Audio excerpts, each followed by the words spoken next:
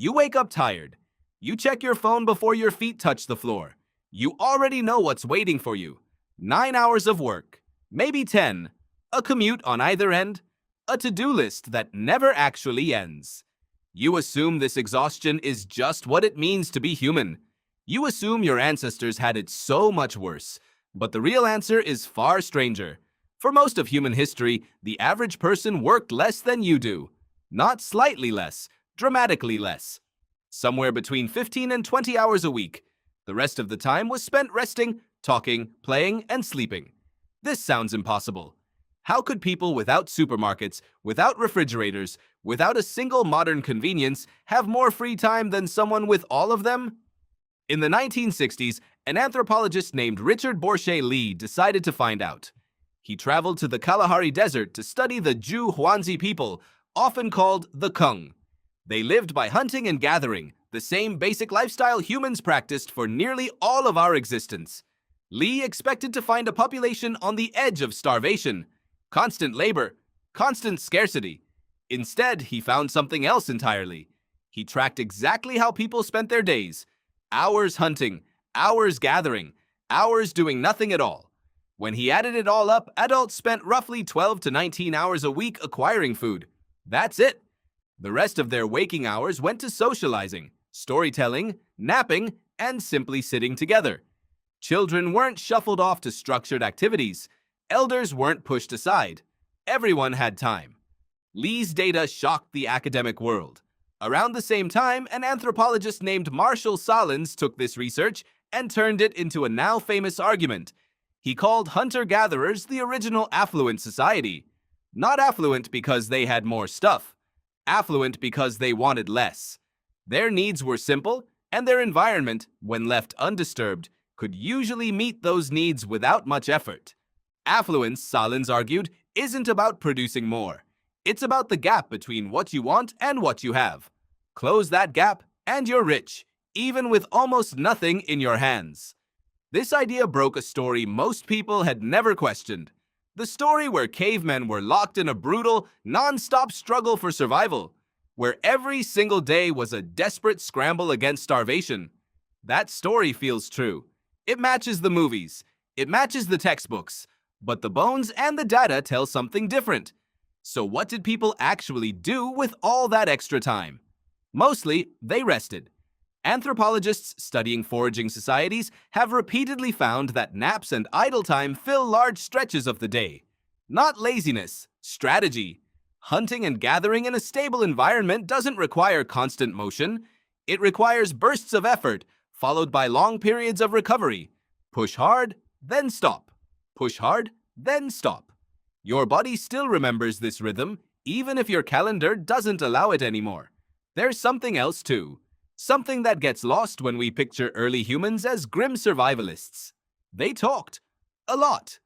Anthropologist Polly Wiesner studied the Zhuangzi decades after Lee's original research and found that nighttime conversation, especially storytelling around the fire, made up a huge portion of daily life. Daytime talk tended to focus on practical matters, complaints, gossip, logistics. But after dark, the subject shifted. Stories about distant relatives, myths, jokes.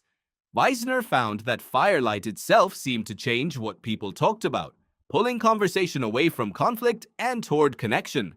Why would conversation matter as much as food? Because community was the actual survival strategy. No single person gathered enough resources alone. Everyone depended on everyone else, and that dependency had to be maintained constantly, not through formal meetings, through stories, through laughter, through sitting near a fire with people who knew you completely. The labor of staying close to your group was just as essential as the labor of finding dinner. Now compare that to a modern day. You wake up, you commute alone, often in silence, often staring at a screen instead of a face. You work for hours surrounded by people you don't actually know well. You come home too tired to talk, so you watch something instead of telling a story. The conversation that once filled hours around a fire has been replaced by scrolling. Your brain still craves that closeness. It just rarely gets it anymore. Here's the twist that makes this even stranger. The shift away from this lifestyle didn't happen because foraging stopped working. It happened because agriculture began. And agriculture, for all its long-term benefits, initially made life harder, not easier. Farming required constant repetitive labor. Planting, weeding, harvesting, storing, defending what you'd stored. Skeletal evidence from early farming communities shows shorter stature, worse teeth, and more signs of chronic stress compared to the foragers who came before them. The agricultural revolution is often taught as a triumphant leap forward. For the people living through it, it often looked more like a trap. Once a population grew dependent on stored grain, there was no going back to the lighter foraging life, even if everyone secretly missed it. Anthropologist James Sussman, who spent years living alongside the Jew/hoansi decades after Marshall Sahlins, picked up this thread in his own research. He argued that the modern obsession with scarcity, the constant feeling that there is never enough time or money or rest, isn't a universal human trait. It's a relatively recent invention, something that took root with agriculture and then exploded with industrial work schedules. For the vast majority of our species' existence, people simply didn't think this way. Enough was enough. Why would you gather more food than you could eat before it spoiled? Why would you work more hours than your needs required? This reframes something most people carry around without questioning: the belief that hard work and constant busyness are signs of a meaningful life.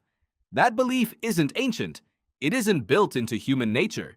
It's a cultural habit, layered on top of a brain that evolved for a very different rhythm. A rhythm of effort and rest, of gathering and gathering close, of work that ended early enough to leave room for a fire and a story. So the next time you feel guilty for resting, remember what rest actually meant to your ancestors. It wasn't a reward earned after exhausting yourself.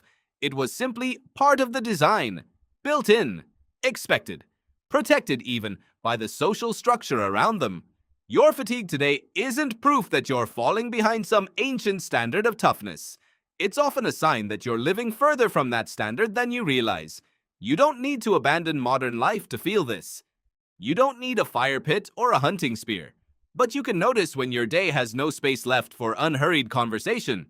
You can notice how rarely you sit with someone and simply talk with nowhere else to be.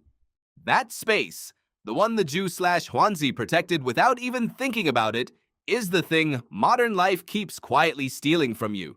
You wake up tired. You check your phone before your feet touch the floor. But maybe the exhaustion isn't because you're doing too little compared to your ancestors. It's because, for the first time in human history, you're doing too much.